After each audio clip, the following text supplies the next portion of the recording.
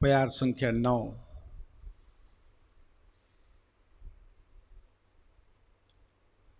श्री चैतन्य मालाकार पृथ्वी ते आनी,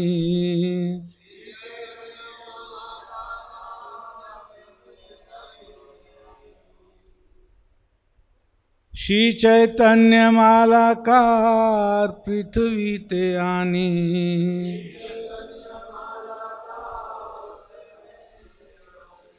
भक्ति कल्प तरुरोपिला सिंची इच्छा पानी,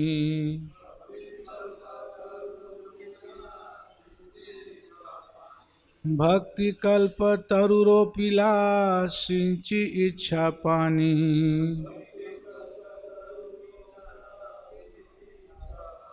श्री चैतन्य मालाकार पृथ्वी ते आनी,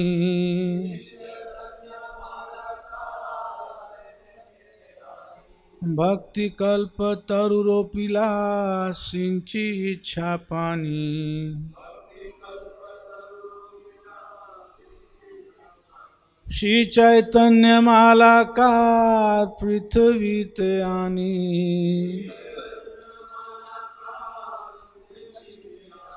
भक्ति कल्प तरुरोपिला सिंची इच्छा पानी।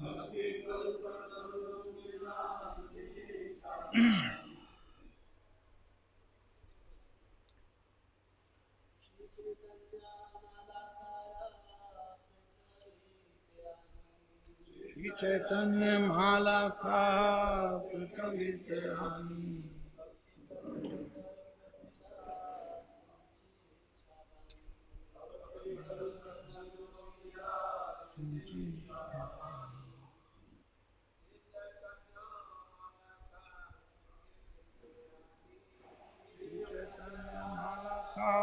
पृथ्वी ते आनी,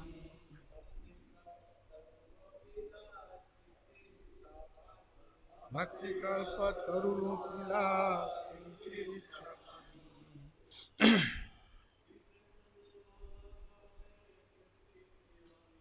श्री चैतन्य मालाकार पृथ्वी ते आनी,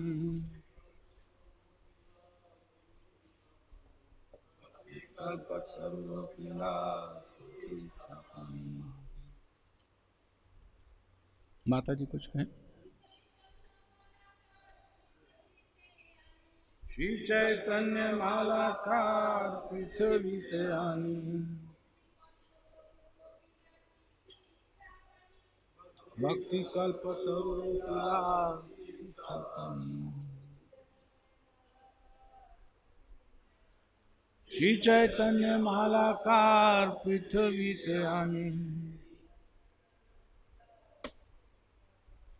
भक्ति कल्प तरुरोपिला सिंची इच्छा पानी।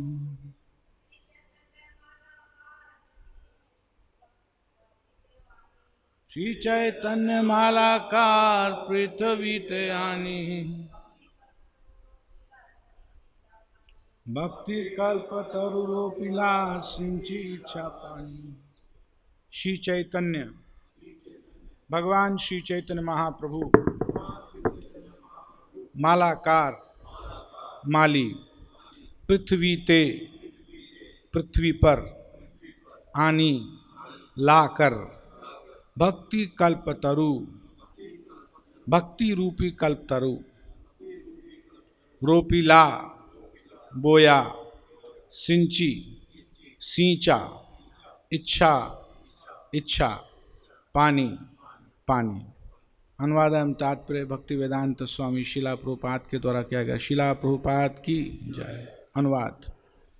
इस प्रकार महाप्रभु भक्ति रूपी कल्प वृक्ष को इस पृथ्वी पर ले आए और स्वयं इसके माली बने।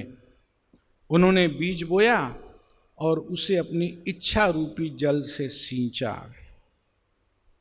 अनुवाद की पुनरावृत्ति करें। इस प्रकार महाप्रभु भक्ति रूपी कल्प वृक्ष को इस पृथ्वी पर ले आए और स्वयं इसके माली बने। उन्होंने बीज बोया और उसे अपनी इच्छा रूपी जल से सींचा। तात्पर्य। अनेक स्थलों पर भक्ति की तुलना लता से की गई है। मनुष्य को अपने हृदय के भीतर भक्ति लता का बीज बोना होता है। ज्यों ज्यों वह नियमित रूप से श्रवण और कीर्तन करता है, यह बीज उगकर धीरे धीरे परिपक्व वृक्ष बनता है और फिर उसमें भगवत प्रेम रूपी भक्ति का फल लगता है, जिसे माली बिना व्यवधान के भोग सकता है। ओम अज्ञानतिमिरान्धस्य ज्ञानाञ्जन शलाकया चक्षुरुन्मीलितं येन तस्मै श्रीगुरुवे नमः। मूकं करोति वाचालं पंगुं लंघयते गिरिं यत्कृपातमहं वन्दे श्रीगुरुदीनतारिणं। वाञ्छाकल्पतरुभ्यश्च कृपा सिन्धुभयेव च पतितनां पावनेभ्यो वैष्णवेभ्यो नमो नमः। जय श्री कृष्ण चैतन्य प्रभु नित्यानंद श्री अद्वैत गदाधर शिवास आदि गौर भक्तवृंद। हरे कृष्ण कृष्ण कृष्ण हरे हरे, हरे राम राम राम हरे हरे।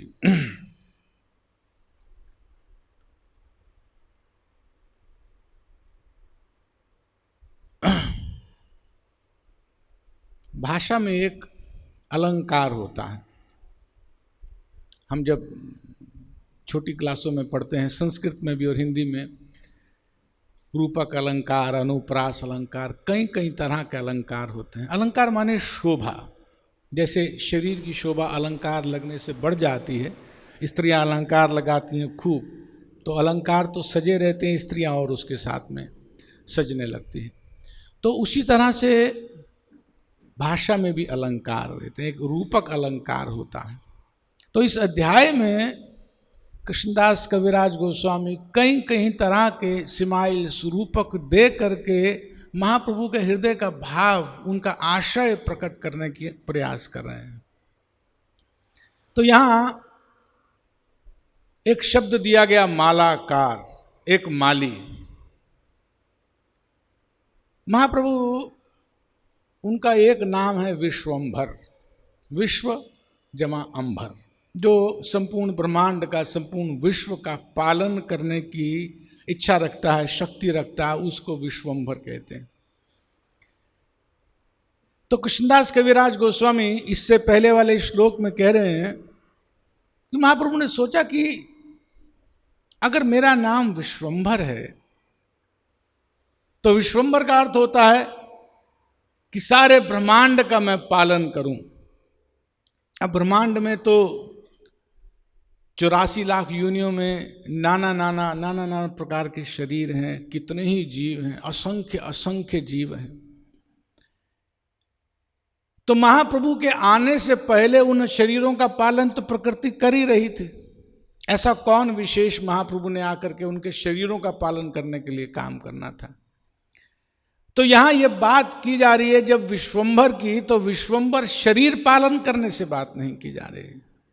वो तो मया दक्षिण प्रकृति सूयते सचारा, वो कर ही रही है, सब पालन कर रही है, भगवान का आज्ञा अध्यक्षता है, पालन करती है।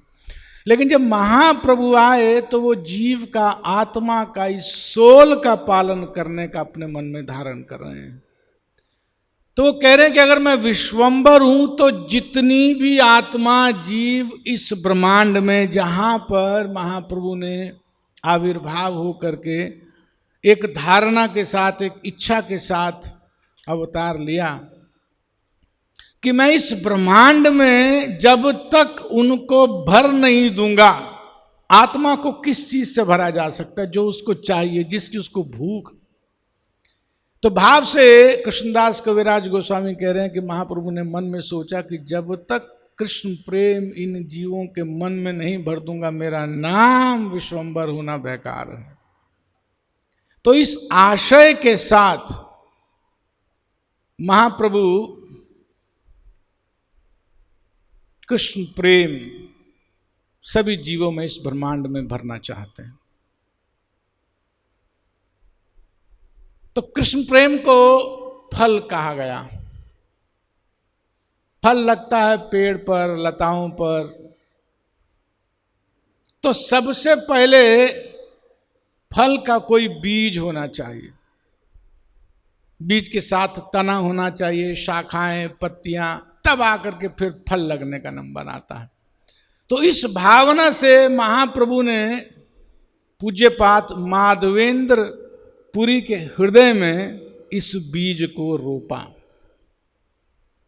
अब उसके माध्यम से एक रूपक दे रहे हैं कृष्णदास गोस्वामी। इस पूरे अध्याय में बहुत सुंदर पढ़ते हुए ऐसे मन में लग रहा था कि कितना सुंदर अलंकार का इसमें अध्याय में कृष्णदास को हो रहा, बहुत सुंदर ढंग से इस अध्याय को उन्होंने रचा है। तो वो जो बीज उन्होंने रोपा वो माधवेंद्र पुरी जी के हृदय में रोपा। अब माधवेंद्र पुरी जी के हृदय में जब बीज रोपा तो उसके बाद जब वो अंकुरित हुआ तो अंकुरित होने के बाद उसमें जड़ें फैलती हैं। सबसे पहले विस्तार होता है जड़ों का, खूब खूब उसकी जड़ें फैली। तो 9 सन्यासी लोगों का नाम रख करके जो महाप्रभु के पार्षद थे उस समय, चाहे तो स्वरूप दामोदर या अन्य बहुत सारे, परमानंद पुरी, ब्रह्मानंद भारती, बहुत सारे महाप्रभु के पार्षद सन्यासी गण, तो वो सब इस बीज के द्वारा, इस बीज के पोषण होने से उसके मूल बने, उसकी जड़ें बने।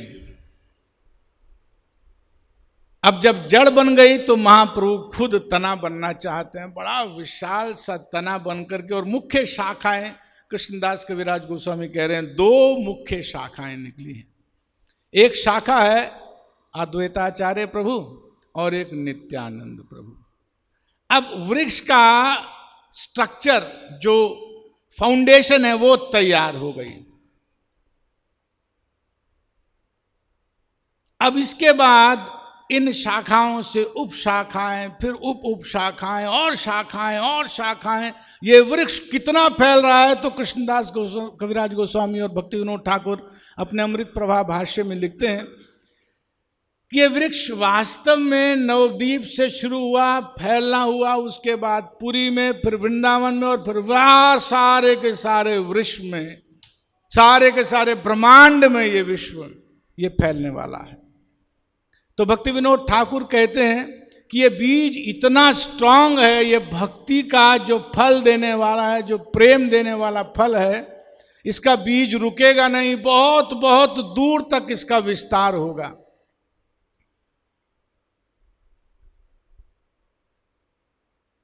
एक यहां बात सोचने वाली है, जब वृक्ष का तना हो जाता है, उसकी शाखाएं, उपशाखाएं सब बहुत फैलने लगता है, पत्तियां, जब फल आता है तो फल तो देखने में कोई नई चीज आ रही है, तो वो फल होता है कृष्ण प्रेम।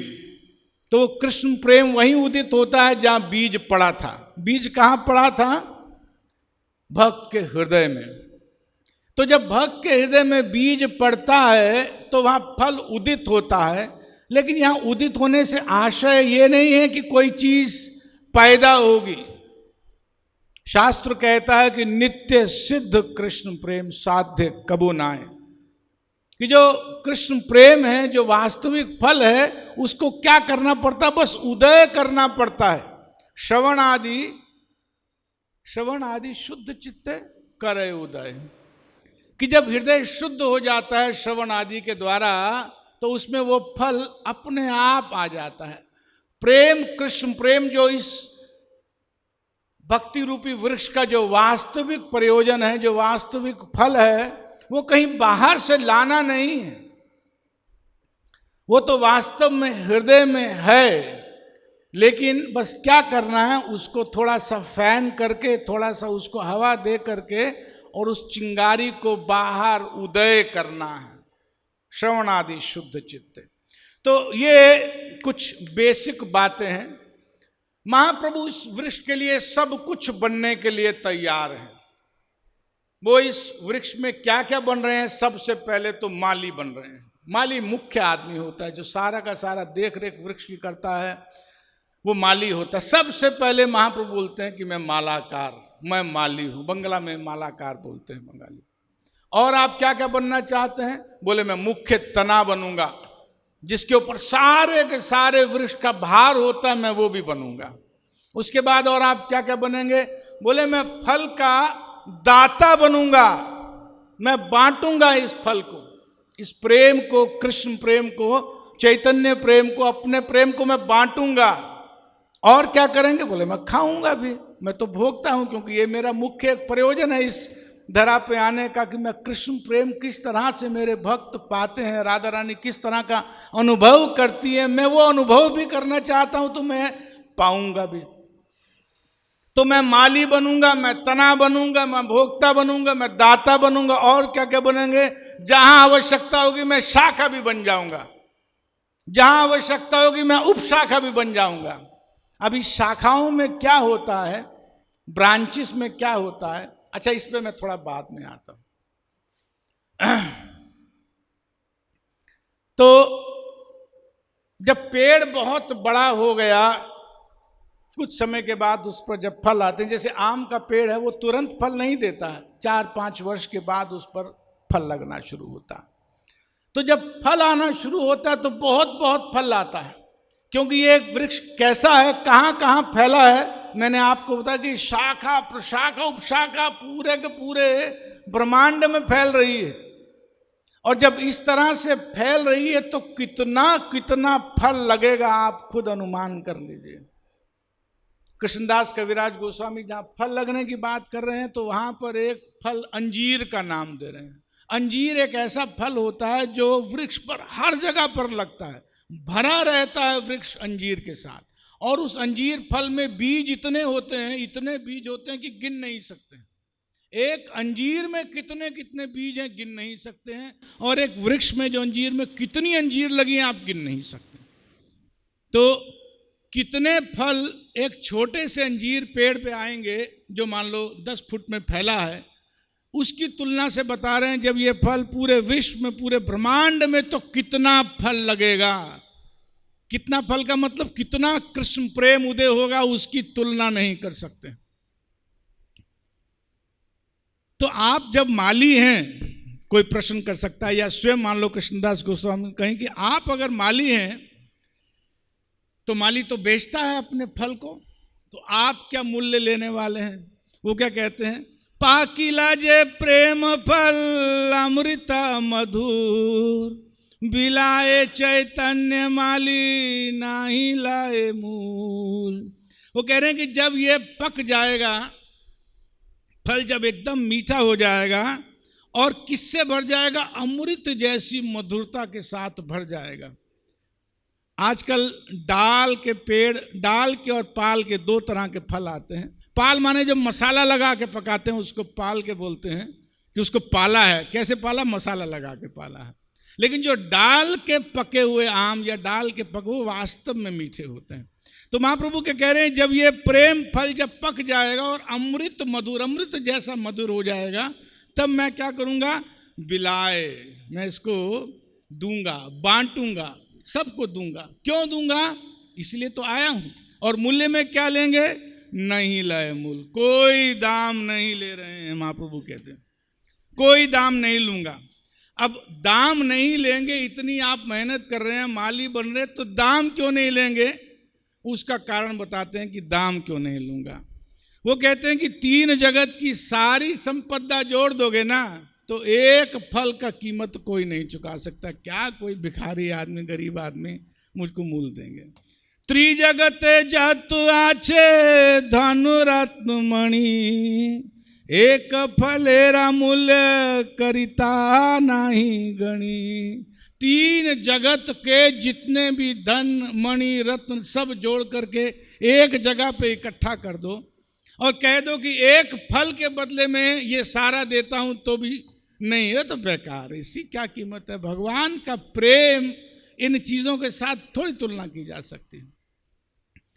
तो फिर उसके बाद क्या, अच्छा आप बांटने जाओगे, पैसा नहीं लोगे, तो फिर देखोगे ना किसको देना है कि किसको नहीं देना है, कुछ तो उसकी योग्यता पात्रता बनाओगे। बोले नहीं, मैं ये भी नहीं देखूंगा। मांगे व न मांगे के पात्र व अपात्र, इहारा विचार नहीं जाने दे मात्र। मैं ये नहीं देखूंगा कौन पात्र है कि कौन कुपात्र है, कौन सुपात्र है, मैं देखूंगा मेरे पास फल इतना है, इतना फल लगा हुआ है, पूरे विश्व में लगा, फिर ये देखूंगा पात्र है तो सड़ जाएगा सारा का सारा फल। मैं देखने वाला नहीं हूं, और कल युग में तो भगवान के चाहने वाले हैं ही नहीं। अगर कहे कि कोई पात्र हो तब दूंगा तो सारा ही सड़ेगा, फिर कोई यूज नहीं, मालिक खुद कितना खा लेगा, वो बात कहेंगे। बोले यार विचार नहीं, बस दे रहा हूं, जाने दे, मात्र दे रहा हूं। अच्छा, आप बांट रहे हैं, उसका भी एक कारण बताते हैं कि मैं क्यों बांट रहा हूं। उसके दो कारण बताते हैं। एकला माला कार आमी कत फल खा। अरे पेट खराब हो जाएगा, पूरे विश्व का फल तो माली होने से क्या हो जाता है, कितना खा लूंगा। एकला माला कार आमी कत फल खा, ना दिया वा ए फल आर की कराब। अरे नहीं दूंगा तो फिर क्या करूंगा, मैं तो विवश होके बांट रहा हूं, जो सामने आ रहा है उसको दे रहा हूं। कोई पात्र है या कोई कुपात्र है, लेकिन अब एक उनको अपनी समस्या नजर आ रही है। बोले वृक्ष तो बहुत फैला हुआ है, संपूर्ण विश्व में ये वृक्ष है, अब हर जगह पे, हर कोने पर, हर स्थान पर इस पे फल लग रहे हैं। अब मेरी समस्या क्या है ये समझ लीजिए। महाप्रभु की इस पूरे प्रोसेस में एक ही समस्या है। क्या समस्या है? एकला माला कार आमी कहा कहा जा, एकला वा कत फल पड़िया विलाप। वो कहते हैं मैं अकेला हूं, बांटना तो चाहता हूं, लेकिन मैं अकेला कहां कहां जा करके, किस किस स्थान पर जा करके बांटूंगा। मेरे हाथ में फल उपजाना तो है, लेकिन इसको बांटना, हर जगह से एक पेड़ से कितना फल निकालना पड़ता है। अब आप देखो, छोटी सी कोई खेती करता है तो कई कई लोग उस छोटी सी खेती में उसको फल को निकालने के लिए रहते हैं, तब वो वास्तव में कलेक्ट होता है। एक मान लो अगर 10 एकड़ का है तो 10 एकड़ के फॉर्म में भी बहुत लोग चाहिए होते हैं उसको, उपज को निकालने के लिए। अब पूरे विश्व में जब इस तरह का प्रयोजन हो गया तो पूरे विश्व में फल निकालने के लिए तो अकेले महाप्रभु काफी नहीं है। जब अकेले महाप्रभु काफी नहीं है तो अब महाप्रभु कुछ उपदेश, कुछ अनुनय विनय, कुछ आज्ञा दे रहे हैं। क्या आज्ञा दे रहे हैं? अरे भैया खाओ और बांटो। भारत भूमि हैला मनुष्य जन्म यार, भारत भूमि हैला जन्म सार्थक करी कर पर उपकार, जन्म सार्थक करी कर पर उपकार। बहुत महत्वपूर्ण बात यह महाप्रभु कह रहे हैं। वो कह रहे हैं जो भी भारतवर्ष में जिसने भी जन्म लिया है, मनुष्य जन्म यार, जिस भी मन, ऐसे तो कहीं कहीं योनियों में सब, लेकिन जिसने भी मनुष्य ने जन्म लिया, मनुष्य योनि में जन्म लिया है, सबसे पहला जन्म सार्थक करी, फल खाओ और फिर कर परोपकार, फिर फल को बांटो। जिसने इन दोनों प्रोसेस को किया, फल खाया और फल बांटा, वो महाप्रभु का बहुत बहुत प्रिय है। दोनों काम साथ साथ करने हैं, फल खाना है, हृदय में अच्छे से भगवान के प्रति भजन करने की आस्था होनी चाहिए और दूसरों के हृदय में भी डालने की। तो अब ये प्रोसेस क्या है, यहां तक तो बात हो जा रही है इस वृक्ष की। अब ये बात महाप्रभु की, जहां प्रभुपाद अपने तात्पर्य में लिखते हैं कि अनेक स्थलों पर भक्ति की तुलना लता से की गई है। मनुष्य को अपने हृदय के भीतर भक्ति लता का बीज बोना होता है। जो जो वह नियमित रूप से श्रवण और कीर्तन करता है, यह बीज उगकर धीरे धीरे परिपक्व वृक्ष बनता है और फिर उसमें भगवत प्रेम रूपी भक्ति का फल लगता है, जिसे माली बिना व्यवधान के भोग सकता है। अब महाप्रभु ने तो अपना काम कर दिया, महाप्रभु के पार्षदों ने अपना काम कर दिया, महाप्रभु के अनुसार जिस तरह से फाउंडेशन बननी थी सब बन गई। अब जो शाखाएं उपशाखाएं हैं, महाप्रभु आगे लिख रहे हैं कि वहां पर एक कर्तव्य है। जो आज शिष्य है वो कल गुरु होगा। उसी तरह से परंपरा चल रही है। तो वास्तव में सभी शाखाओं पर सबको एक प्रोसेस से फल बांटा जाना है। वो प्रोसेस महाप्रभु रूप गोस्वामी पाद को रूप शिक्षा में मध्य लीला के 19वें अध्याय में दे रहे हैं। ये हम बात कर रहे हैं आदि लीला का 9वां अध्याय, कि कैसे इसका एक रूपक के अनुसार कि किस तरह से एक ये वृक्ष महाप्रभु ने बीजा है। अब इस वृक्ष को एक एक एक एक एक एक जीव के हृदय में डालना, क्योंकि उन्होंने कहा है पहले कि जब तक मैं ये नहीं दूंगा मेरा नाम क्या सार्थक नहीं होगा, विश्वंबर मेरा नाम सार्थक नहीं होगा। तो वो विश्वंबर नाम सार्थक करने के लिए किस तरह से क्या प्रोसेस है, ये वो प्रोसेस प्रक्रिया बता रहे हैं। तो प्रक्रिया में रूप गोस्वामी पाद को रूप शिक्षा में इलाहाबाद में महाप्रभु बहुत सुंदर इसी बात को बीज बोने से किस तरह से ये फैलता है, किस तरह से पहुंचता है। बोलते हैं कि ब्रह्मांड भरिते कोने भाग्यवान जीव, गुरु कृष्ण कृपा पाए भक्ति लता बीज। कि कोई बहुत भाग्यवान जीव होता है, स्वर्ग में, नरक में, भूमि पर, ऊपर नीचे घूम रहे हैं, सब ब्रह्मांड में बहुत बहुत जीव घूम रहे हैं, 84 लाख योनियों में खूब खूब खूब खूब भ्रमण कर रहे हैं। लेकिन उनमें से कोई एक बड़ा भाग्यवान जीव होता है। उसका भाग्य क्या होता है, उसका भाग्य क्या होता है कि उस पर 2 लोगों की कृपा हो जाती। सबसे पहली कृपा होती है भगवान कृष्ण की, और फिर कृपा होती है साधु एक गुरु की।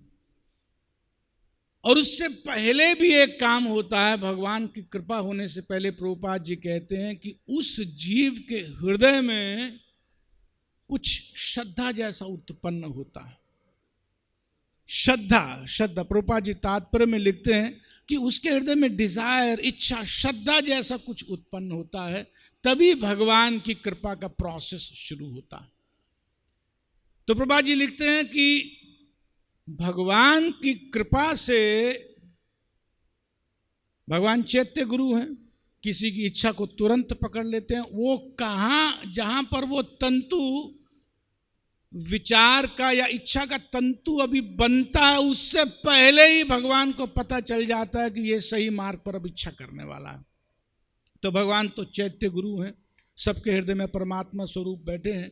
तो जैसे ही कोई इच्छा करता है, श्रद्धा करता है, तुरंत भगवान अब उस पर प्रक्रिया कृपा की प्रारंभ कर देते हैं। तो क्या करते हैं, कुछ ऐसा संग, कुछ ऐसा उसके साथ वैष्णव का संग बना देते हैं, और अल्टीमेटली किसी साधु, किसी गुरु की शरण में आ जाता है, और गुरु की शरण में आ करके अपने तक लाने का पूरा बंदोबस्त भगवान कर देते हैं।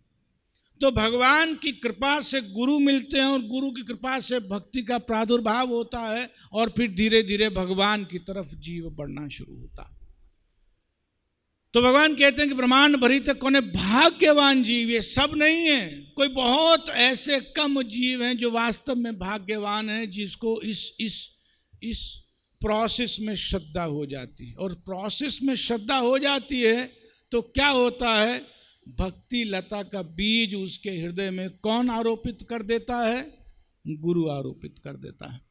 प्रभुपाद जी वहाँ तात्पर्य में लिखते हैं कि वो भगवान के विषय में सुनाता है, भगवान का नाम सुनाता है, ये ही बीज है, भगवान का नाम ही बीज है।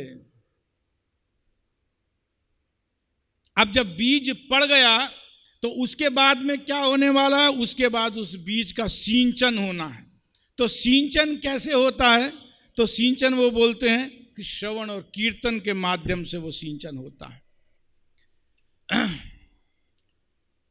माली या करे से बीजारोपण, श्रवण कीर्तन जले करे से चान। कि वो जो जीव है, जो आत्मा जो बीज प्राप्त कर लेता है, वो भक्त, वो अब क्या बनता है, माली बनता है।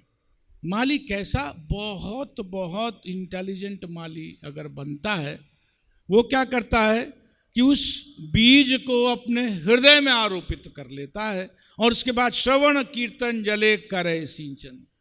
दो प्रोसेस महाप्रभु ने बताए, श्रवण और कीर्तन। अच्छे से फिर सुनता है, अच्छे से गाता है, अच्छे से कहता है। क्या सुनता है? भगवत विषय चर्चा, भगवान का नाम, भक्तों के संग में बैठ करके भगवान के बारे में सुनता है। मम वीरे संविदो, भगवान के बारे में सुनता है, और जब मौका लगता है तो भगवान के बारे में कहता है। तो ये सुनना और कहना वास्तव में सींचना है उसको जल से। उस बीज को जिसको धरती में बोया, हृदय रूपी धरती में बोया, अब मिट्टी को जैसे जल की आवश्यकता होती है, उसी तरह से हृदय में सींचे हुए बीजे हुए इस बीज को अब सींचने की आवश्यकता है, जो सुनने से होती है। अच्छे से सुनना और अच्छे से कहना। प्रभुपाद जी कहते हैं कि नियोफाइट स्टेज में इसके साथ साथ डीटी वर्शिप भी चलना चाहिए। प्रभुपाद कहते हैं बहुत एडवांस्ड स्टेज में हो सकता है कि बिना इसके भी काम चल जाए, क्योंकि कोई प्रश्न कर सकता है कि इसके अलावा बाकी सब फिर काम करने की, महाप्रभु ने कहा है तो बस बाकी छोड़ दो। प्रभुपाद जी कहते हैं नहीं, नियोफाइट स्टेज में मात्र इतने से नहीं चलता है, क्योंकि उसका मन अभी रुकता नहीं है, वेरीगेटेडनेस उसको चाहिए। लेकिन धीरे धीरे धीरे जैसे इस प्रिंसिपल प्रोसेस में गाढ़ श्रद्धा हो जाती है, इससे भी काम चल जाता है। और उसके बाद क्या है, अब जब अंकुरित हो गया, हृदय में बोया, अब यहां फिर अलंकार शुरू कर रहे हैं। महाप्रभु अलंकार से इसको भाषित कर रहे हैं। उपजिया बाणे लता ब्रह्मांड भेदी जाए, बिरजा ब्रह्मलोक भेदी पर व्योम पाए। जब उसके हृदय से बाहर आया तो वृक्ष कहां जाना चाहता है? जहां पर फल लगता है। कृष्ण प्रेम का फल भगवान कृष्ण के चरणों में लगा करता। कृष्ण प्रेम का क्या अर्थ है, अच्छे से समझ लेना चाहिए। कृष्ण प्रेम का अर्थ यह होता है कि जब विशुद्ध कृष्ण सेवा की इच्छा से जब कोई कार्य किया जाता है और कोई प्रयोजन नहीं है, हृदय में विशुद्धता है, अनन्य भाव से जब कृष्ण की सेवा की जाती है तो उसको कृष्ण प्रेम कहते हैं। प्रभुपाद बहुत सिंपल सीधी सी परिभाषा देते हैं तात्पर्य में कि जब अनन्य भाव, भगवान कृष्ण के अतिरिक्त अन्य किसी के प्रति कोई भाव नहीं है, शुद्ध अनन्य भाव से जब भगवान की सेवा की जाती है, अहेतु हो करके, किसी भी हेतु से रहित हो करके, कोई अन्य भाव नहीं है, शुद्धता के साथ जब भगवान की सेवा की जाती है, उसी को कृष्ण प्रेम कहा जाता है। वो जो कृष्ण प्रेम है वो भगवान कृष्ण के चरणों को गाढ़ पकड़ने पर ही प्राप्त हो पाएगा। जहां कृष्णता नहीं माया अधिकार, जब तक कृष्ण है तभी तक माया नहीं है। थोड़ा छूटा तो माया आई। कितनी देर लगती है कृष्ण को छोड़ने में और माया को पकड़ने में, माया को धरने में। तो कृष्णदास को कहता है झपटिया धरे कृष्ण भूलिया जीव, भोग वांछा करे, निकटस्थ माया तारे, झपटिया धरे। एक से तुरंत उसी क्षण यहां छोड़ा और वहां पकड़ा। जहां कृष्ण है बस वहीं माया नहीं है। थोड़ा भी कृष्ण का विस्मरण हुआ माने कि माया है, तुरंत वहीं पर पकड़ेगी, वहीं अपना कुछ ना कुछ पासा फेंकेगी। या समझो कि कृष्ण छूटेंगे ही तब जब माया को कहीं ना पकड़ने की इच्छा हो गई है। थोड़ी भी कहीं पर थोड़ी बिल्कुल डिजायर जैसे भी आई तो हो गया काम। लेकिन वो भी बाद में आकर के धीरे धीरे शुद्ध जैसे होने लगती है। तो भगवान यहां पर बोल रहे हैं कि उपजिया बाड़े लता ब्रह्मांड भेदी जाए। वहीं जाना है जहां भगवान कृष्ण के चरणों में फल मिलता है, ये प्रेम फल मिलता है, कृष्ण प्रेम मिलता है। माने गाढ़ आलिंगन भगवान के चरणों का भक्त को चाहिए। तो इस अलंकार से, इस स्माइल से, इस रूपक से बता रहे हैं, भक्त यहीं बैठा है। सिंचन कहाँ हो रहा है? सिंचन वहीं बैठा है, घर पर बैठ करके, मंदिर में बैठ करके, जहाँ बैठ करके भगवान का भजन सुन रहा है, कर रहा है, वहीं सींच रहा है। कहीं सींचने के लिए बाहर नहीं जा रहा है, लेकिन सींच रहा है। और यहाँ पर बढ़ रही है कौन? लता बढ़ रही है। लता बढ़ रही है, कहाँ जाना है उसको? भगवान कृष्ण के धाम गोलोक जाना है।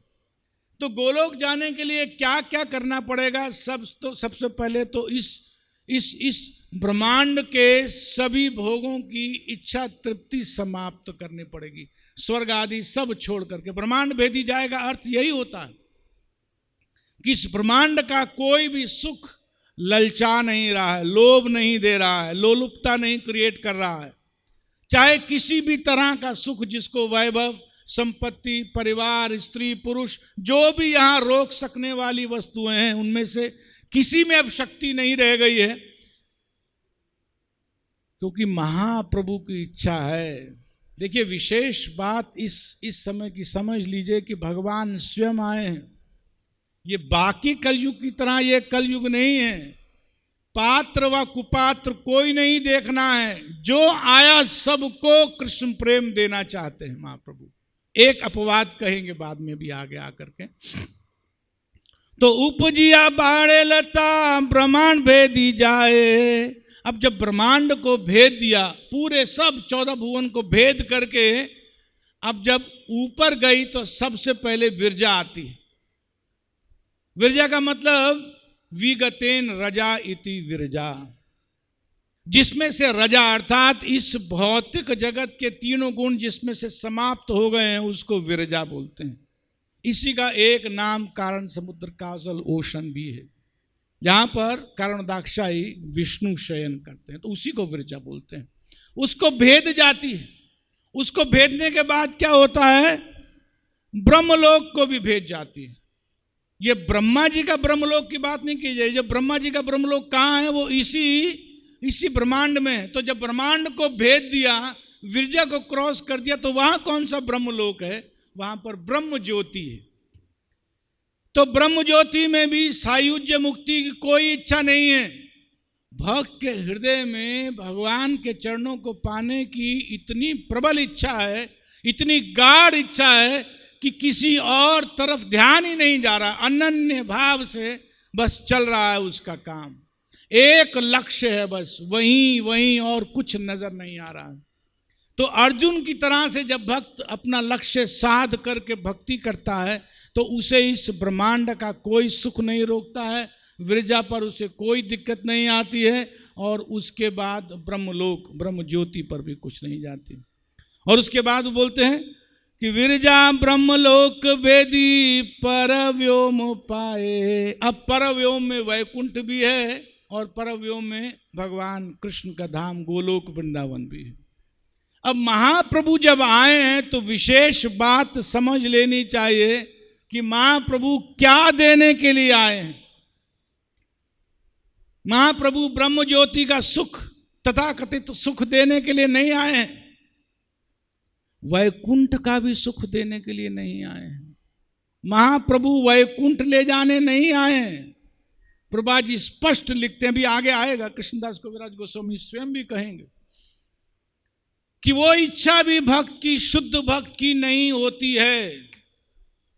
अगर कोई अनन्य भाव से भगवान कृष्ण की भक्ति में लगा है, तो उसे इस मात्र एक लक्ष्य के और कोई नजर ही नहीं आता।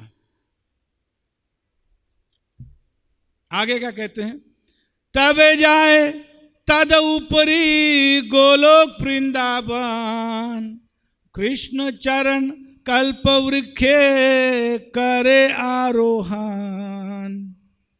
अब जब परमयोग में पहुंच जाती है, तो उसके ऊपर, माने वैकुंठ के ऊपर, महावैकुंठ में, तब जाए तद ऊपरी, उसके ऊपर गोलोक वृंदावन। अब कोई भी अगर हम बेल लगाते हैं, लता लगाते हैं, तो वो वास्तव में फलती तब है जब उसको सहारा मिल जाता है, ठीक से तब फलती है। तो वो सहारा उसको कहाँ मिल रहा है? तो कृष्णदास कविराज गोस्वामी कह रहे हैं कि कृष्ण चरण कल्प वृक्षे करे आरोहण, कि वो भगवान कृष्ण के उस कल्प वृक्ष में जैसे सबसे बढ़िया बेल का सहारा होता है वृक्ष, वृक्ष पर मिला तो खूब ऐसे घुमाती घुमाती चक्कर लगाती, खूब फैल जाती है, खूब फलती है।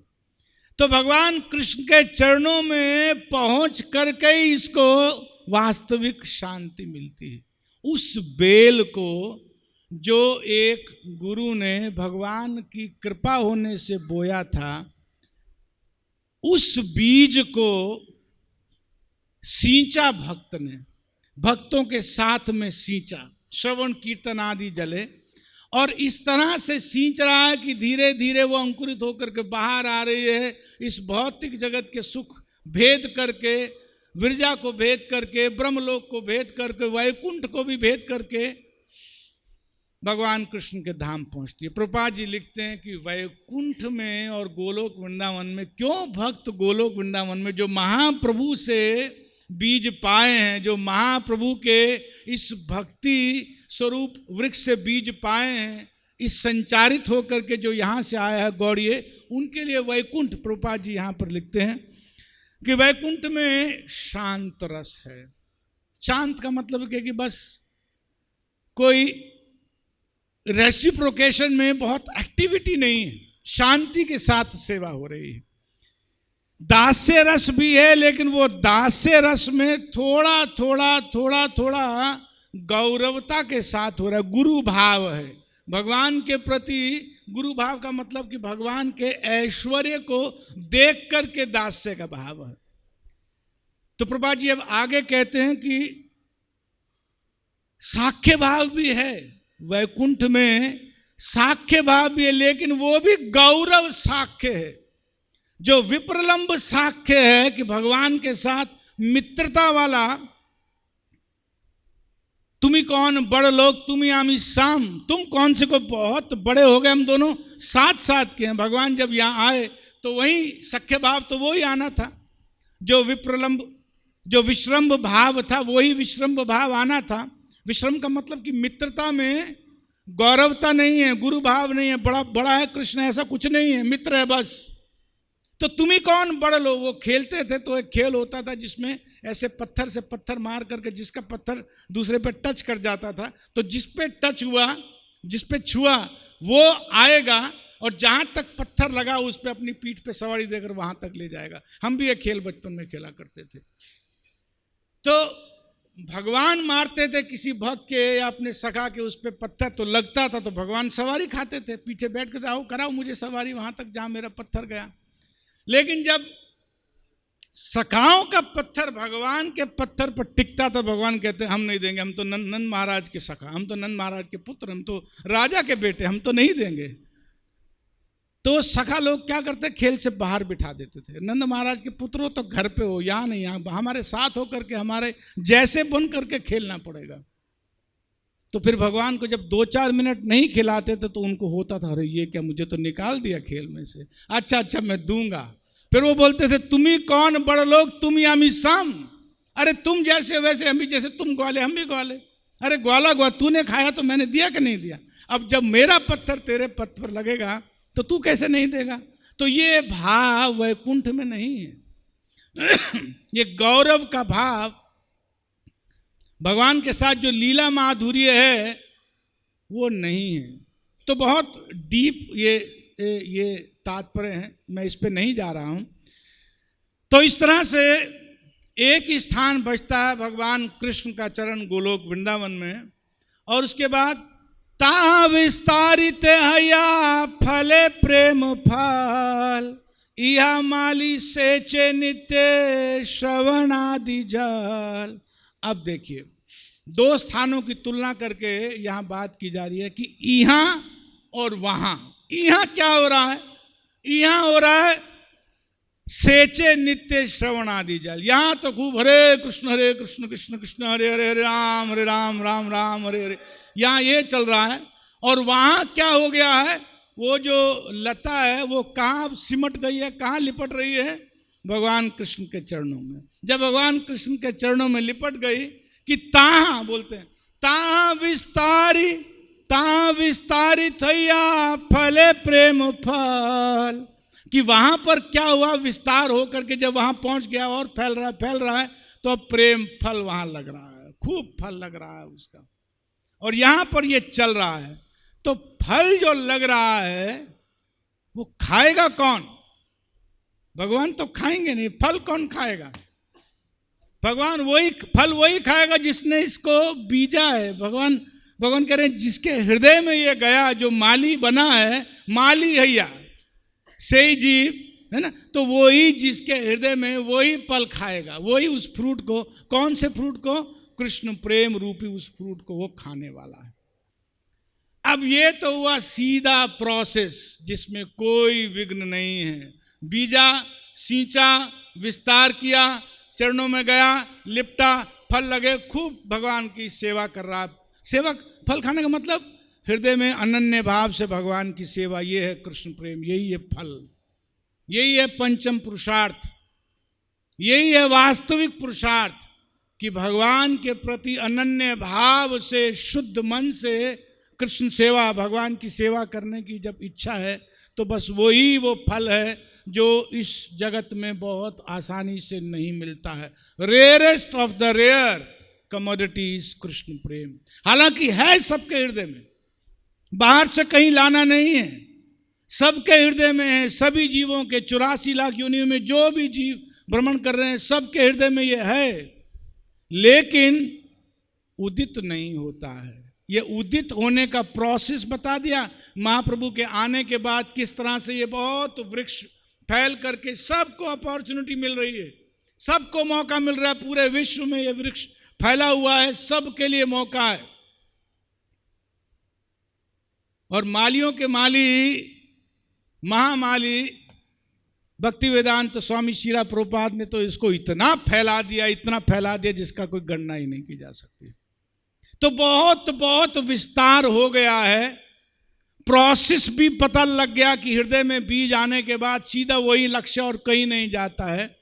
लेकिन भगवान यहां पर फिर भी कुछ कह रहे हैं, उस लेकिन से बचना बहुत जरूरी है। यदि वैष्णव अपराध उठे हाथी माता, उपारे वा छिंदेता सूखी जाए पाता। ये तो डायरेक्ट प्रोसेस हो गया, लेकिन इस डायरेक्ट प्रोसेस में महाप्रभु कह रहे हैं कि एक बहुत बहुत घातक चीज भी हो जाती है। क्या हो जाता है कि कोई चीज उठ जाती है, कोई चीज उठ जाती है। क्या उठ जाता है? अपराध हृदय में उठ जाते हैं। जहां से वो बीज अंकुरित होकर के मूल रूप से चल रहा है, वहीं पर कुछ और हो जाता है। जहां जो मूल स्थान है, मूल स्थान में कुछ एक गड़बड़ी हो गई। जैसे किसी दुश्मन ने अगर प्रॉपर स्ट्रैटेजी के साथ अटैक करना होता है तो वो देखता है कि मूल स्थान क्या है। भगवान ने भगवत गीता के 3 अध्याय में बता दिया कि जीव के लिए, उसको नाश करने के लिए कौन से मूल स्थान है, काम कहाँ आ करके तंग करता है। भगवान ने बड़ा स्पष्ट बता दिया, मूल स्थान बता दिया। मन, बुद्धि और इंद्रियां, ये 3 जगह बता करके बोल दिया, इन तीनों पर आकर के काम जीव को खा जाता है, आत्मा को खा जाता है। उसी तरह से अपराध भी वहीं जाता है जहां पर जड़ में बीज पड़ा था। अब बीज एक लता का चल रहा है, अब यहां दूसरा बीज पनपना शुरू होता है अपराध का। उसमें मुख्य यहां पर बोल रहे हैं वैष्णव अपराध। इतना बड़ा वैष्णव अपराध का ये, इसको कहा गया कि हाथी, मत्त हाथी जैसे, पागल उन्मत्त हाथी होता है, उसके जैसा अपराध होता है। जब कोई उन्मत्त हाथी को किसी खेती में छोड़ देते हैं तो वो कुछ देखेगा, वो तो उजाड़े, खाएगा कम, उजाड़ेगा ज्यादा।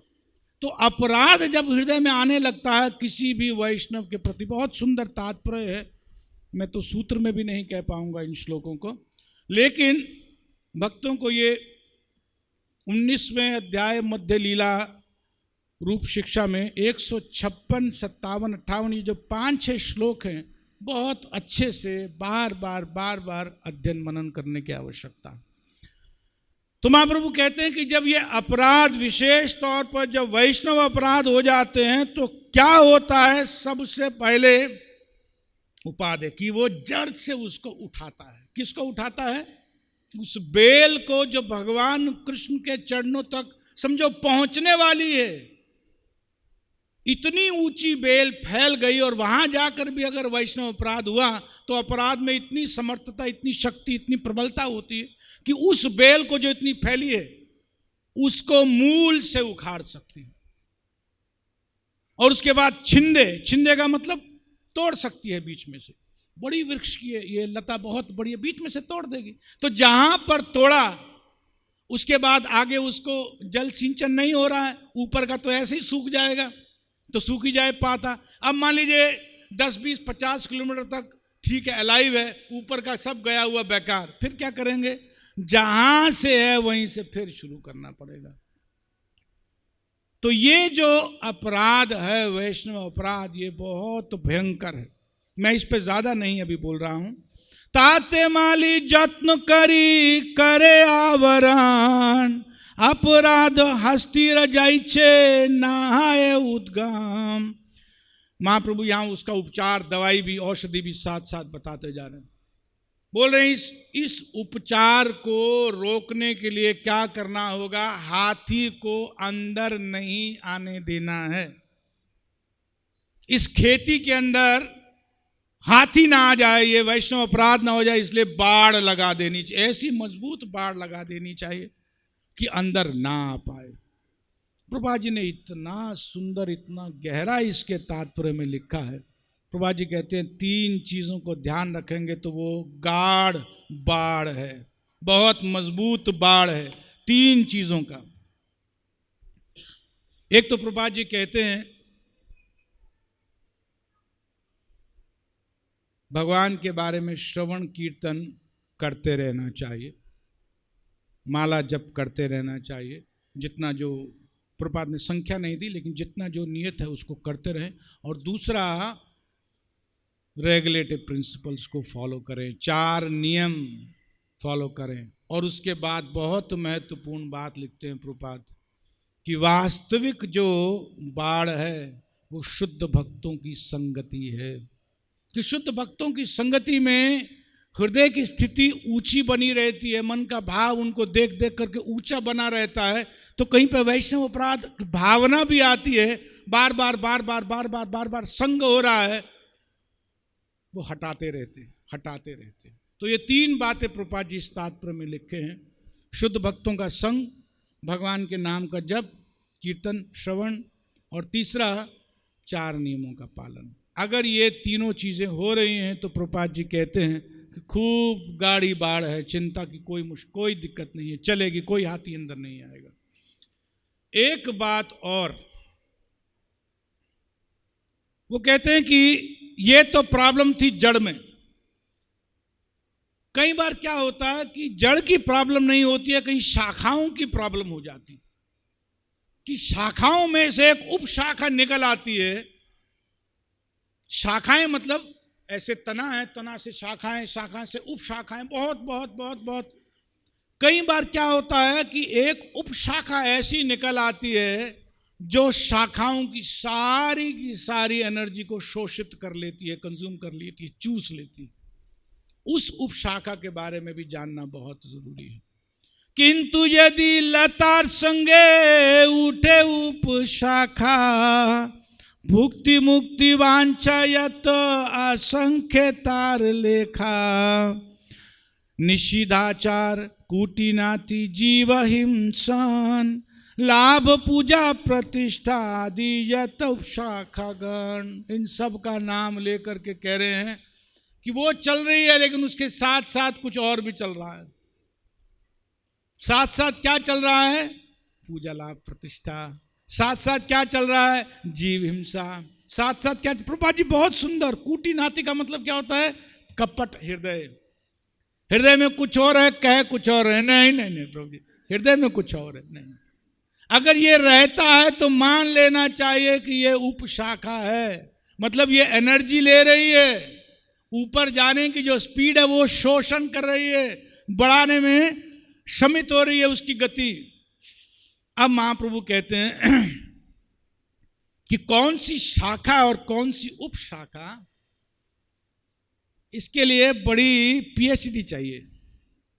लगता है कि मैं शाखा में ही हूं, मेरा सारा का सारा पोषण मेन शाखा को हो रहा है, लेकिन डिस्टिंग्विश नहीं कर पाते हैं भक्त कि ये वास्तव में एनर्जी तो उपशाखा में जा रही है। पूजा लाभ प्रतिष्ठा इत्यादि चाहने की वांछा, ऊपर कहा कि भुक्ति मुक्ति वांछा, भुक्ति की वांछा और मुक्ति की वांछा। भुक्ति की वांछा क्या? भोग। कहां से भोग? इस भौतिक जगत के भोग। पहले ही बोल चुके हैं कि ब्रह्मांड भेदी जाए, तो ब्रह्मांड अभी भेदन नहीं हुआ है, इसका मतलब अगर ये इच्छाएं हैं इसका मतलब ब्रह्मांड भेदन नहीं हुआ है, अभी बहुत दूर है रास्ता। अभी तो विरजा आएगी, फिर ब्रह्म ज्योति आएगी, वैकुंठ बहुत दूर है अभी। अगर पूजा लाभ प्रतिष्ठा है तो बहुत डिस्टेंस कवर करना है, क्योंकि ये तो इस ब्रह्मांड की इच्छाएं हैं, अभी बहुत आगे जाना। तो प्रभुपाद जी यहां पर फिर एक जगह पर लिखते हैं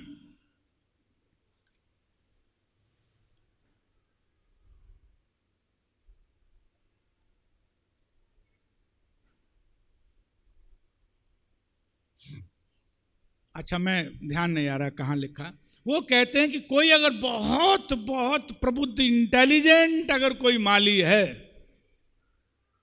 जो इतना अपनी बुद्धि को कर चुका है शार्प, वो तो तुरंत पकड़ लेगा, एकदम भगवान के चरणों में, वैष्णव के चरणों में, गुरु के चरणों में जाएगा। मुझे किसी तरह से इसका इलाज बताओ, ये प्रॉब्लम आ रही है, तुरंत जाएगा, उसको सींचेगा नहीं, तुरंत देख लिया अगर ऐसी बड़ी प्रॉब्लम आ गई कि पूजा की इच्छा बन रही है मेरे हृदय में कि भक्त मेरी पूजा, क्योंकि अब फिर समाज कौन सा रहेगा? समाज तो भक्तों का ही रहेगा, तो पूजा किससे करवाएगा? अपने ऑफिस वाले तो करने से रहे, बिजनेस वाले तो करने से रहे, वो तो सब पूछते भी नहीं है फिर। तो ऐसी स्थिति में लाभ की, पूजा की, प्रतिष्ठा की इच्छा कहां से होती है? सारा का सारा समन्वय, एक्सचेंज, इंटरचेंज, रेसिप्रोकेशन तो भक्तों से होता है, तो उन्हीं से चाहिए। जब उन्हीं से चाहिए, हृदय में थोड़ा भी आया तो ये तो बहुत तेजी से बढ़ती है। तो तुरंत जो एक्सपर्ट है, जो बुद्धिमान है, वो पहले इसका इलाज करता। क्यों? वो सींचने पे उतना ध्यान फिर नहीं देता, पहले इसका, क्योंकि सींचने में सारा का सारा माल खाएगा कौन? उपशाखा खाएगी। तो पहले तो भैया बीमारी कंट्रोल करो अपना, इसको तो करेंगे, इसको कंट्रोल करो। उसके लिए फिर जाए दाएं बाएं, कहीं ना कहीं बैठता है, सुनता है, बार बार उन चीज़ों को पढ़ता है। श्रीमद् भागवत के वो अध्याय बार बार पढ़ता है, सोचता है, मनन करता है, जहां पर यह बताया गया कि वास्तव में कर्ता कौन है, किस तरह से हम इस भौतिक जगत में बंधन में आए हैं। चाहे तो 11वें स्कंद में, चाहे प्रहलाद महाराज की शिक्षाओं में, या 3रे स्कंद में जहाँ भगवान कपिल देव, जहाँ जहाँ पर ये पूरे के पूरे चित्रण को, पूरे के पूरे वस्तु स्थिति को चित्रित किया गया, वहाँ बहुत मन दे करके बैठता है, अपनी प्रॉब्लम को अच्छे से डिटेक्ट करने की कोशिश करता है, समझता है, और फिर उसमें गुरु के चरण में, वैष्णव के चरणों में बैठ करके डिस्कस करता है, मुझे निकालो, प्रार्थना अनुनय विनय करता है। और अगर कर लिया तो अब क्या होगा? अब उस शाखा को जड़ से निकालता है। किस शाखा को? जो वास्तविक नहीं है, जो उपशाखा है, उसका काटन करता है, उसको हटा देता है। और अब जब वो प्रोसेस शुरू करता है, हरे कृष्णा कृष्णा कृष्णा हरे हरे, हरे रामा राम राम हरे हरे। अब क्या होगी? इससे वो मेन लता बढ़ेगी। तो ये नहीं सोचना चाहिए। मैं एक बार इंद्र प्रभु को सुन रहा था, मैं उस समय बहुत अपराध जैसा ले लिया। उन्होंने कहा कि ये नहीं मानना चाहिए कि सभी कीर्तन होते हैं। वो बहुत बड़े कीर्तनिया हैं, बहुत बड़े कीर्तनिया। वो बोलते हैं ये नहीं मानना चाहिए कि सभी कीर्तन है। भगवान का नाम तो भगवान का नाम है ही, इसमें तो कोई शक नहीं है। लेकिन वो कहते हैं कि वो कीर्तन जा करके कहाँ पर पोषण कर रहा है, इसका भी एनालिसिस होना चाहिए। नहीं तो बाहर तो कीर्तन हो रहा है, खूब भगवान का नाम हो रहा है, श्रवण की सब चल रहा है, लेकिन अंदर कौन सी लता का पोषण हो रहा है ये नहीं पता है। तो ये तो अपना ही अहित है कि महाप्रभु के संप्रदाय में आ गए, महाप्रभु बांटना चाह रहे हैं, माली विश्वम्बर बन रहे हैं, खूब सब व्यवस्था हो गई है। एक उपशाखा, एक शाखा, एक ब्रांच हमारे डिस्ट्रिक्ट, हमारी सिटी में भी खुल गई। कृपा करके किसी साधु ने, किसी गुरु ने हमें स्वीकार भी कर लिया, प्रोसेस भी भक्ति का दे दिया, हो भी रहा है, सब बाहर से सब ठीक हो रहा है, लेकिन शाखा सूख गई है। कौन सी? जो मेन बेल है वो सूख गई है, कोई और ही बेल बढ़ रही है। ये बहुत बड़ा अहित, इससे बड़ा अहित वास्तव में किसी भक्त का तो नहीं हो सकता। अगर आप हृदय में सोचिए कि मिलना चाहिए कौन सा फल? प्रेम फल। भगवान कृष्ण के प्रति गाढ़ आसक्ति होना चाहिए। प्रेम फल का मतलब क्या होता है? प्रेम से पहले आसक्ति होता है, निष्ठा होता है, रुचि होता है, सब होता है कि नहीं होता? गाढ़ आसक्ति भगवान के प्रति होनी चाहिए। लेकिन गाढ़ आसक्ति कहाँ आ रही है? कहीं ये दूसरी तरफ जा रही है। कितनी बड़ी प्रॉब्लम है। तो वो कहाँ बांधेगी? वो तो बांध रही है भगवान कृष्ण के चरणों से, और ये बांध रहा है कहाँ पर? इस भौतिक जगत से। प्रोसेस वही है, कर वो ही रहे हैं, कुछ अन्य अलग कुछ नहीं हो रहा है। प्रोसेस में कोई कमी नहीं है। प्रोसेस तो पोषण करने का, वो तो पोषण, अब क्या करें, वो देखने में लता और उपलता, उपशाखा दोनों एक जैसी, वो तो उसी को खींच रही है ज्यादा, और वो खिंच रहा है तब तक वो तो रुक जा रहा है। तो सार रूप में बहुत सुंदर अध्याय हैं दोनों के दोनों। भक्तों का बहुत इसमें मंथन चिंतन करने की आवश्यकता है। मैं बहुत अधिक तो नहीं कह पाता हूँ, नहीं कह पा रहा हूँ, बहुत सार सूत्र रूप में ही कहा। लेकिन भक्तों को ये मान लेना चाहिए कि वास्तव में हम क्या पा सकते हैं, इसकी हम कल्पना नहीं कर सकते हैं। क्या इस जीवन में हम पा सकते हैं? पात्र कुपात्र का प्रश्न नहीं रहा कि कोई पात्र है कि कोई, वो तो सब खत्म हो चुका है। अब प्रश्न मात्र यही है कि जो प्रोसेस है वो चल कैसे रहा। बस महाप्रभु ने आगे मैं दूंगा, सबको दूंगा, कोई प्राइज नहीं लूंगा, कुछ नहीं मांगूंगा, सबको बांटूंगा। कलयुग के जीव भगवान कृष्ण का प्रेम पा जाएं, ये वास्तव में असंभव जैसा लगता है। लेकिन महाप्रभु आए हैं, निश्चय करके आए, मैं विश्वम्बर हूं, मैं अपना नाम सिद्ध करके जाऊंगा। महाप्रभु लगे भी हुए हैं, महाप्रभु के परंपरा में लगे हुए हैं भक्त, गुरुजन लगे हुए हैं, आचार्य इस काम को किसी तरह से पूरा करने में लगे हुए हैं। और हम लोग भी अपना अपना निजी साधन कर ही रहे हैं। लेकिन जहां बचाव, दवा, औषधि साथ के साथ लेनी है, बस वहीं थोड़ा थोड़ा ध्यान करें, नहीं तो महाप्रभु तो करके ही जाएंगे। ये आपको मैं पूरा लिख करके गारंटी से अपने आचार्यों के विश्वास पर आपको विश्वास दे रहा हूं कि वो फल चूके नहीं चूकेगा, मिलेगा ही मिलेगा, मिला हुआ है। बस थोड़ा सा इधर ध्यान करना है, बस बाकी सब पा लिया। हरे कृष्ण। किसी का कोई संशय, कोई प्रश्न? या जी प्रभु जी।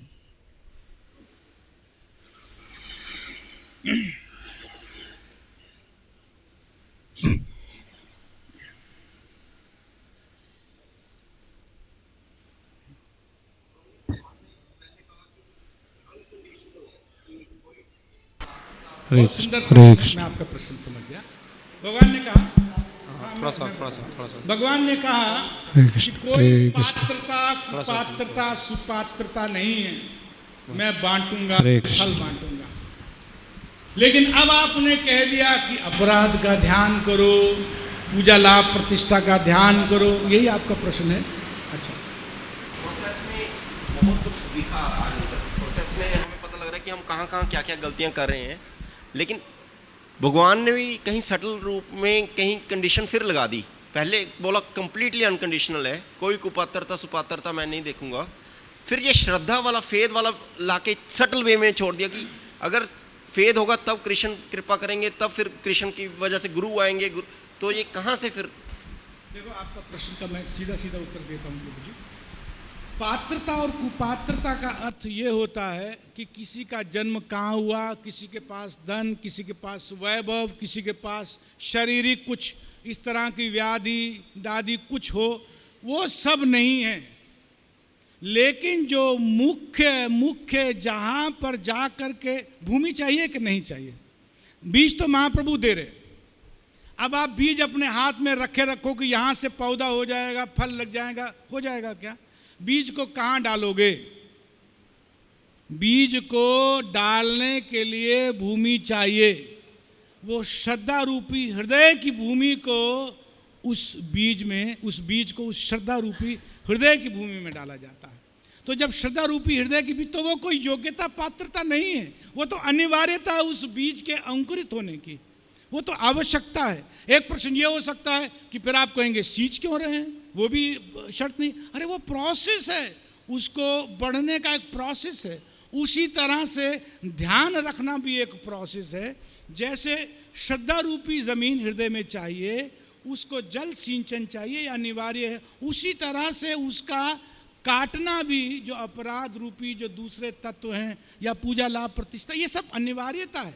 क्योंकि बढ़ाना जो मेन है वो फल। महाप्रभु कह रहे मैं फल तो दे रहा हूं, इस बीज को रोपो, अच्छे से सिंचन करो, थोड़ा ध्यान करो, जिन चीजों का करना है, लो पकड़ो फल, तुरंत पकड़ो।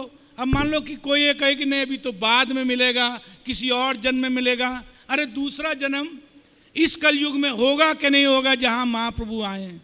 तो महाप्रभु की कंडीशन तभी पूरी होगी, विश्वंभर की तभी पूरी होगी, जब इसी कलयुग में मानव शरीर में हम भगवान का कृष्ण प्रेम पाएं, तभी ना। नहीं तो दूसरे युग में तो दूसरे धर्म शुरू हो जाते हैं। कहीं पर यज्ञ है, कहीं पर भगवान की विग्रह आराधना, अन्य जो है पूजा, मख और योग। समझ में आ गया ना आपको? और किसी का कोई प्रश्न है? जी प्रभु जी, आप माइक पर कह दीजिए। हरे कृष्णा।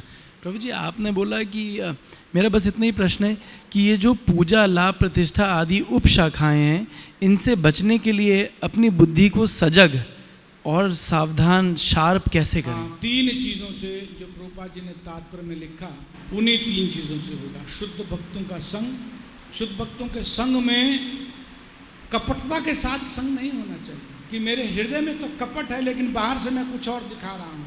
महाप्रभु पतित पावन है, कपटी पावन नहीं है। जिसके हृदय में जो है बाहर कहना चाहिए साधु से वैसा का वैसा, तब इलाज मिलेगा। अब मेरे हृदय में मान लो बीमारी तो है 80%, मैं बताऊं 5%, 10%, 15%, तो इलाज कितने का होगा? जितने बीमारी बताएगी।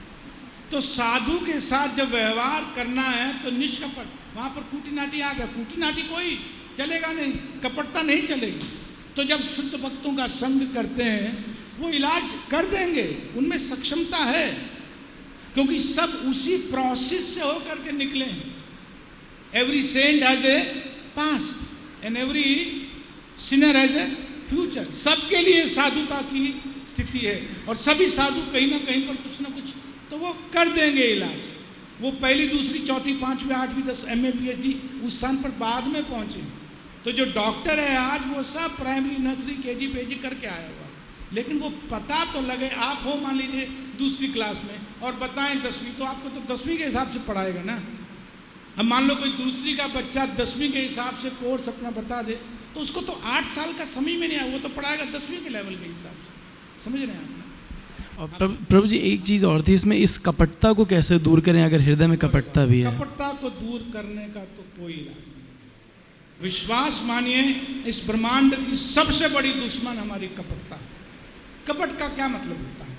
कपट का मतलब यह है कि मेरे हृदय में इतनी दुर्बलता है कि मैं अपने आप को जैसा हूं वैसा स्वीकार नहीं कर रहा हूं। इसका मतलब मेरे अंदर इतना अहंकार है कि मैं अपने आप को भगवान के दास बनने की स्थिति तक पहुंचाने के लिए अपना उपचार भी नहीं कराना चाहता। वो अहंकार मुझे रोके हुए। प्रभुपाद जी एक जगह भगवत गीता के शायद 15वें अध्याय के अंतिम श्लोक के तात्पर्य में, मुझे अध्याय ध्यान नहीं है, किसी अध्याय के अंतिम श्लोक के तात्पर्य में लिखते हैं कि सबसे बड़ी प्रॉब्लम हृदय की दुर्बलता है, weakness of the heart. Weakness of the heart, शायद 15वें अध्याय, मुझे अब अध्याय ध्यान नहीं, भक्त लोग देख लीजिए।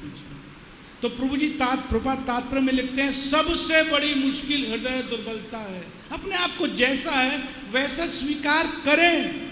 अरे महाप्रभु तो पतित पावन है तू तव अवतार, मौसम पतित प्रभु ना पाई बया, उसको भी लेकर के जाएंगे। नरोत्तम दास ठाकुर कह रहे मुझसे गिरा हुआ कोई नहीं, और आपका नाम है पतित पावन। आपका नाम तभी सिद्ध होगा जब मुझे लेकर के जाओगे, लेकिन मैं पतित हूँ, मैं स्वीकार कर रहा हूँ कि मैं पतित हूँ, तब ये प्रोसेस स्टार्ट होगा ना। मैं पतित तो हूँ नहीं, पतित हूँ और मानता हूँ अपने आप को उठित।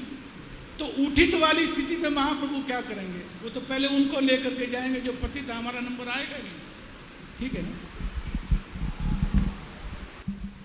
हरे कृष्ण प्रभु जी, बहुत बहुत धन्यवाद प्रभु जी। आपने इतना सुंदर समझाया कि एक मॉडल से बन गया यहाँ से लेके गोलोक तक का दिमाग में। प्रभु जी, मेरी परेशानी ये है कि जब तक भोजन की थाली सामने नहीं तब तक तो भूख नहीं लगती है, लेकिन भोजन की थाली आ जाती है तो भूख इतनी प्रगाढ़ होती है कि मैं ही इसको खा जाऊँ, किसी को दूँ ना। ये इसी संबंधित है जो आप कह रहे थे, उपशाखा जो हो जाती बन जाती है। तो ये उपशाखा ऐसी बनती कि पहले तो लगता है कि कोई समस्या नहीं है, हमें नहीं खाना है ये, लेकिन अगर तो आपका प्रश्न दो तरह के होते हैं। एक तो प्रश्न होता कहीं है लेकिन हो कहीं और रहा होता है। एक तो थाली का प्रश्न है, ये थाली कई तरह से थाली सामने आती है। थाली एक तो साक्षात जैसे शाब्दिक दृष्टि से कि भोजन की थाली आई, एक दूसरी थाली आती है जब कोई परिणाम, कोई फल मिलता है किसी सेवा का, उस थाली को मैं अकेला खाना चाहता हूँ। तो मैं दोनों उत्तर आपको सामने मिला करके दे देता हूँ। दोनों उत्तर वही हैं, उत्तर में कोई अंतर नहीं, लेकिन दोनों के भाव में अंतर होगा। एक तो शाब्दिक है कि जैसे भगवान का प्रसाद आया सब भूल जाता हूँ और खाने बैठ जाता हूँ। उसका ये है खूब खाओ, इतना खाओ जितनी आपकी इच्छा हो, जितनी आपकी इच्छा हो, भगवान का नाम लेते लेते हृदय में खाते रहो। मेरा भगवान का नाम लेते लेते हृदय में खाओगे, चाहे कुछ भी आप खा रहे हो, अगर भगवान का नाम, मौन रह करके भगवान का नाम लेना है। भागवत कहती है कि भगवान का प्रसाद खाते हुए मौन रहना चाहिए। मौन रहिए, भगवान का प्रसाद खाइए, जितनी आपकी शक्ति इच्छा खाइए, लेकिन ये देखें आपका तांता नहीं टूटे। अगर आपका तांता नहीं टूटा है तो आपकी बुद्धि चेतना तुरंत वापस आ जाएगी। भगवान का नाम, हरे कृष्ण, अंदर चल रहा, हरे कृष्ण कृष्ण कृष्ण हरे हरे राम। मैं प्रभु जी लगातार भगवान का नाम लेते रहिए, लेते रहिए, लेते रहिए। अगर कहीं पर कोई इच्छा इतनी प्रबल भी हो रही है तो चेतना तुरंत, भगवान का नाम सब का इलाज कर देता है। समझ रहे हैं आप? अभी आप कुछ और भी कहना चाह रहे हैं? मैं स्पष्ट करना चाह रहा था कि वो थाली पूजा लाभ प्रतिष्ठा की है। मुझे समझ में आया, मैंने तो इसका एक तो शाब्दिक अर्थ है, एक भाविक अर्थ है। मैं भाविक अर्थ पे जाना चाह रहा हूँ कि आपके पास थाली आ गई, वास्तव में वो थाली आपका खाने का अधिकार ही नहीं है। वो थाली जिसकी है उसको दे देनी चाहिए।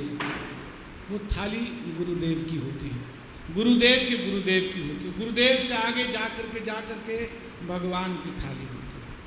वो सब अपने लिए रख लेना और आगे नहीं देना, इससे बड़ा वास्तव में ये कहा जाएगा कि भक्ति में अपने से इनजस्टिस कोई नहीं कर सकता। उनको देंगे तो वो खुद रखेंगे। जितनी बड़ी आज थाली है उससे कई गुना बड़ी आएगी, आप आगे वापस लौटाइए। उससे बड़ी थाली आएगी, आप वापस लौटाइए। हमारी भूख है ना, हमारी भूख कब शांत होगी? जब हम आगे लौटाएंगे, ऊपर लौटाएंगे, ऊपर देंगे। आई हमारी है ही नहीं, हमारी है ही नहीं। ये भावना भी आसानी से नहीं बनती। जब तक अहंकार कहीं ना कहीं पर रोज मुख के घुसन नहीं खाता है, तब तक ये भावना जाती नहीं है। रोज अहंकार को जूते पड़ने चाहिए, तब ये भावना आएगी। आसानी से नहीं आएगी, लेकिन अनिवार्य शर्त है, अनिवार्य शर्त है। ये चाहिए, प्रतिदिन अहंकार को घूंसे लगने चाहिए, जूते झाड़ू लगने चाहिए। वो शर्त पूरी हो जाएगी, अपने आप हो जाएगी। तो ये तो अपना निजी काम करने वाला है, डिस्कस करके येन केन प्रकारेण इस थाली को आगे देने की ही मन में आना चाहिए। येन केन प्रकारेण, मैं समझा पाया ना? मंगलपुर कुछ ऐड करना चाहते हैं और किसी भक्त कोई प्रश्न? श्री चैतन्य चरितामृतम कोई प्रश्न है? श्री चैतन्य चरितामृतम ग्रंथ की, अनंत कोटि वैष्णव वृंद की, शिला प्रभुपाद की, निताय गौर प्रेमानंदे।